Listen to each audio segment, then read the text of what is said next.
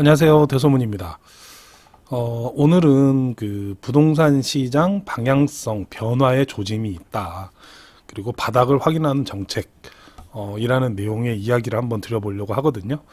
그런데 이제 먼저 서두에 말씀드리고 싶은 거는 지금이 아닙니다. 지금은 아니고 이러한 이야기들, 정책이 나오고 있기 때문에 이제 조금만 기다리면 이제 좀 어떤 변화가 일어날 수 있다. 그런 조짐이 보이고 있다라는 내용입니다. 제가 과거부터 항상 말씀드렸지만 제 영상에도 있어요. 정책이 효과가 없는 게 아니다. 뭐 정책 무용론을 얘기하는데 전혀 그렇지 않습니다. 정책에 따라서 부동산 시장은 느리지만 변화가 합니다. 그러니까 정책이 나오고 어느 정도 일정 기간, 시간이 흐른 후에 효과가 나오는 거죠.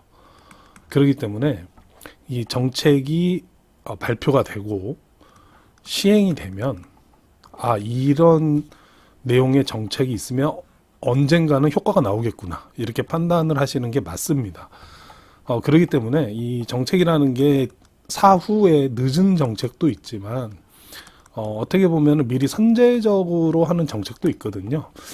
이런 거는 뭐 상황에 따라서 결과론적으로 알 수 있는 부분인데 이런 정책들이 조금씩 나오고 있어요.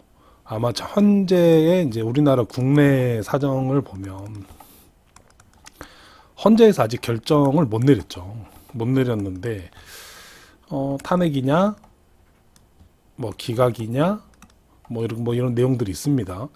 어떠한 뭐 상황이든 간에 지금 잠룡이라고 표현을 하잖아요. 정치적으로 대선 주자들은 지금부터 민심에 신경을 써야 됩니다. 지난번 영상에서도 말씀드렸지만 지금은 이제 인지도를 올리고 민심을 조금씩은 얻을 수 있는 행보를 할 수밖에 없다는 거죠. 그러다 보면 지난번 영상에서 말씀드린 것처럼 뭔가 정책이 나올 것이다. 변화가 있을 것이다. 제가 이런 말씀을 드렸는데 조금씩 그런 모습이 보이고 있어서 오늘 영상을 한번 만들어 봤습니다. 간단하게 한번 기사를 볼까요? 먼저 오늘 내용인데 집값 점프에 강남 3구, 용산구 토지거래 허가구역 확대. 요거 오세훈 시장님 관련 얘기 했었죠. 요게 어차피 5년이 되고 있어서 풀어질 건데 미리 한 게 그냥 이슈를 만들려고 하는구나. 아까 말씀드린 것처럼 지금은 어떤 인지도를 올리고 또 내가 민심에 좀 부합하는 사람이다를 언급해야 되는, 알려야 되는 입장이니까 이런 거를 한 거 아닌가라는 생각이 드는데 이게 이제 현재 조건이 필요하죠. 조건이라는 게 뭐냐면 이미 우리는 지금 서울 집중이 일어나고 있습니다. 뭐 강남 불패라는 얘기도 있고 또 양극화라고도 표현을 하죠. 이 서울 집중이 일어나고 있는데 서울에서 토지거래 허가구역을 이제 해제를 해버리니까 규제가 사라진 거죠. 이제 규제는 이제 실거주 의무예요. 실거주 의무가 사라지니까 투자를 하려고 하는 양반들이 서울에 올라가게 되는 거죠. 투자를 하게 되는 거예요. 지금 상황은 그때도 말씀드렸지만 지방에는 집을 세 채 이상 가지게 되면 엄청난 세금을 맞습니다. 이렇게 엄청나게 많은 세금을 맞게 되니까 이렇게 여러 개의 주택을 살 거를 그냥 하나로 모아서 이 목돈을 가지고 그냥 서울에 사자. 이런 지금 상황이 이루어지고 있는 거죠. 그렇기 때문에 서울의 규제를 해제를 하려면 지방의 규제를 같이 해제를 해줘야 이러한 일들이 완화가 되고 일어나지 않는 거죠. 근데 현재는 지방의 규제는 남아 있는데 서울만 해제를 하니 그때도 말했지만 뭔가 거리를 찾는 느낌, 뭔가 이유를 찾는 느낌이라고 제가 말씀드렸었는데 그러한 이유로 일시적으로 폭등을 했습니다. 그러다 보니까 이제 부랴부랴 토지거래를 다시 토지거래 허가제를 제정하게 됐죠. 오세훈 시장님은 별로 그렇게 좋아하지 않았다고 하더라고요. 뭐 자기 본인이 이제 이슈를 만들려고 했는데 그 이슈가 좋은 쪽이 아니라 나쁜 쪽으로 된다고 생각이 드니까 좀 그랬겠죠. 다음 뉴스를 한번 보시면 이재명 민주당 대표께서 전세 10년 보장법 바람직하지 않아라고 얘기를 했습니다. 사실은 요 내용에 대한 영상을 제가 만들었었는데 갑자기 민주당에서 이런 얘기를 해가지고 그 영상을 폐기를 했습니다. 올릴 수가 없었어요. 그 영상의 내용을 간단하게 말씀드리면 10년 전세 보장은 말도 안 된다. 이 내용이었습니다. 왜냐하면 10년 전세를 하면 결과를 생각을 해봐야죠. 결과는 어떻게 되냐면 전세는 없어질 겁니다. 우리나라에서. 전세는 없어지고 이제 월세화 되겠죠. 왜냐하면 이건 역지사지로 생각을 해보면 내가 집주인인데 내 집을 누군가에게 전세를 주게 되면 어떻게 되나요? 10년 동안 내 집이 아니에요. 그죠? 내 집인데 내 집이 아닌 상황이 됩니다. 그러면 이러한 상황이 두려운 집주인들은 당연히 그냥 월세로 전환을 하게 되겠죠. 그래서 우리나라 전세제도에 현재 이제 여러 부작용과 뭐 장점도 있지만 여러 부작용과 문제점이 많이 생기다 보니까 민주당이 고도의 방법으로 이런 정책을 만들어서 전세 제도를 그냥 없애려고 하는 건가? 저는 이런 생각도 했었습니다. 한 차원 높게 생각해서 그런 건가? 결론적으로 이 정책은 전세 시장을 없애겠다라는 목적이죠. 근데 워낙 이제 요 내용으로 영상도 만들었었지만 못 올렸고, 워낙 이제 이런 비슷한 내용들을 많이 하니까 이제 민주당이 갑자기 또 이제 10년 보장법은 바람직하지 않다라고 얘기를 했습니다. 근데 이러한 행보를 보면 두 가지가 생각이 나죠. 저는 뭐 정치적인 얘기는 별로 하고 싶지 않지만 무언가 이렇게 간을 본다고 하잖아요. 간을 본다 혹은 의견을 듣는다 이렇게 생각할 수 있는데, 이렇게 의견을 듣거나 간을 보려고 하면 좀 사회 지도층 인사들의 의견도 듣고 민심도 듣고 자체 어떤 연구소가 있을 건데, 연구소라든가 무슨 의견을 개진하는 곳이 있을 거 아닙니까?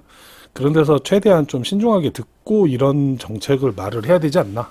사실은 이런 생각을 하고 있습니다. 근데 이제 이러지 않고 그냥 먼저 발표를 하고 분위기 안 좋으니까 이제 바람직하지 않다 이렇게 얘기를 하는데, 요건뿐만 아니라 이런 건들이 되게 많았거든요.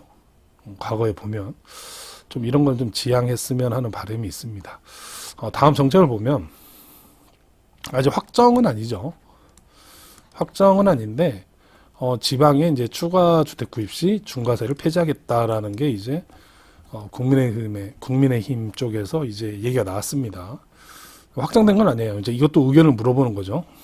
근데 이제 이것도 제 오래된 영상 중에 이런 내용이 있습니다.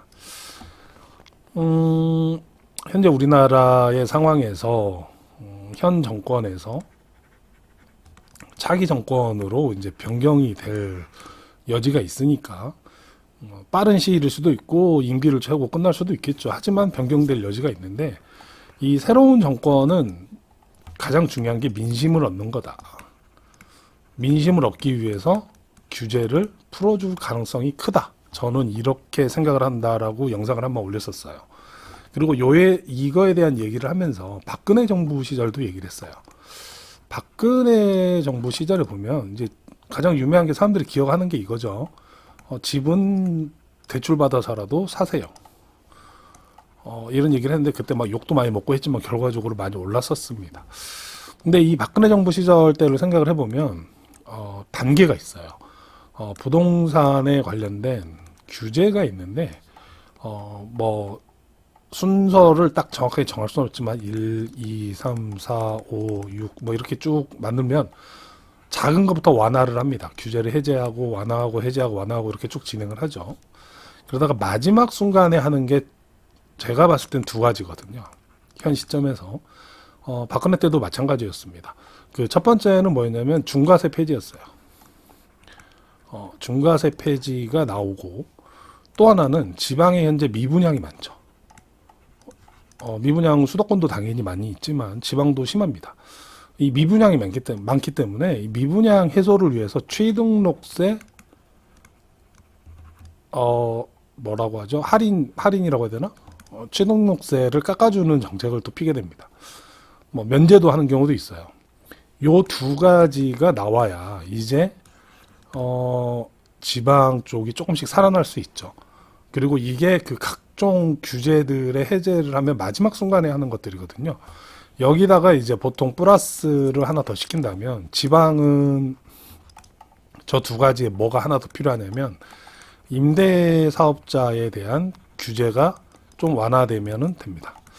이렇게 됐을 경우에는 이제 꼭 서울에 우리가 투자를 해야 되는가라는 고민이 되는 거죠. 왜냐하면 서울에 투자하는 방식은 소위 말하면은 차익 실현입니다. 차익 실현.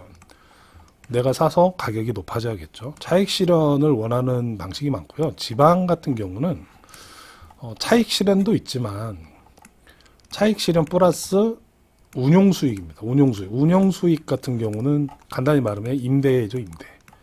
임대를 해서 임대료를 받는 겁니다. 요런 식의 투자를 많이들 하시는데, 왜냐면 서울 같은 경우는 임대 수익이 힘든 게 뭐 은행 이자보다 적어요. 1.5에서 2% 정도밖에 안 되거든요. 임대 수익이. 요 정도라면은 그냥 은행에 넣어놓는 게 훨씬 안전하게 할 수 있습니다. 근데 이제 지방 같은 경우는 그거보다 조금 높은 편이에요. 그렇기 때문에 임대 수익을 노리고도 지방이 합니다. 근데 현재 이걸 못하죠. 왜 못하냐면 아까도 말씀드렸지만 중과세가 있고 플러스 임대사업자도 그렇게 좋은 지금 규제가 좀 있기 때문에 좋은 상황이 아닙니다. 이런 상황이기 때문에 아까 말했던 이러한 정책들에 대한 이야기가 나오고 또 실현이 된다면 이거는 이제 부동산 시장의 변곡점이 발생할 수 있습니다. 오늘 이야기 드린 거는 이제 곧이라고는 표현을 못 하겠거든요. 제가 항상 말씀드린 것처럼 저는 상반기까지는 무조건 지켜볼 거다라고 항상 말씀드렸죠. 한 1년 전부터 말씀드린 것 같습니다. 올해 상반기까지는 지켜봐야 된다. 그리고 이 변곡점이 생기기 전에는 이런 정책적인 것도 있지만 플러스 경제적, 사회적 일이 일어납니다. 아직 지금 경제적인 부분은 이제 불황에 들어간다 이런 기사들이 있는데 요거에 관한 영상은 한 번 더 제가 올리겠습니다. 사회적으로도 지금 약간의 긍정적인 면과 부정적인 면이 있는데 이 부분도 한번 따로 올리겠는데요.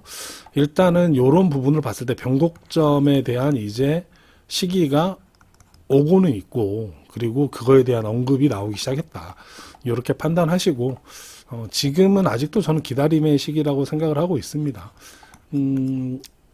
우리가 경제적인 부분도 절대 무시를 할 수 없거든요. 우리나라가 잘 살아야 우리가 돈이 많아지고 그래야지 이제 부동산도 오르겠죠. 그렇기 때문에 경제적인 부분도 무시할 수 없는 상황입니다. 지금 경제적인 상황이 좋은가? 수출 업체는 괜찮지만 이 국내 업체는 별로 좋지 않거든요. 이런 부분을 생각했을 때, 그러니까 내수가 별로 안 좋다라는 걸 생각했을 때 조금 더 고민을 해봐야 되는 부분이 있습니다. 하지만 지금은 이제 기다림의 시기죠. 이 기다림은 성공적인 투자의 제1원칙입니다. 무작정 기다리면 안 되고요. 시기를 정하겠는데 이제 점점 변곡점이 다가오고 있다고 느껴집니다. 이에 관한 내용은 또 자세히 다음 영상에서 말씀드리도록 하겠습니다. 오늘도 긴 이야기 들어주셔서 너무 감사하고요. 다음에는 이러한 내용으로 한번 영상을 만들도록 하겠습니다. 감사합니다.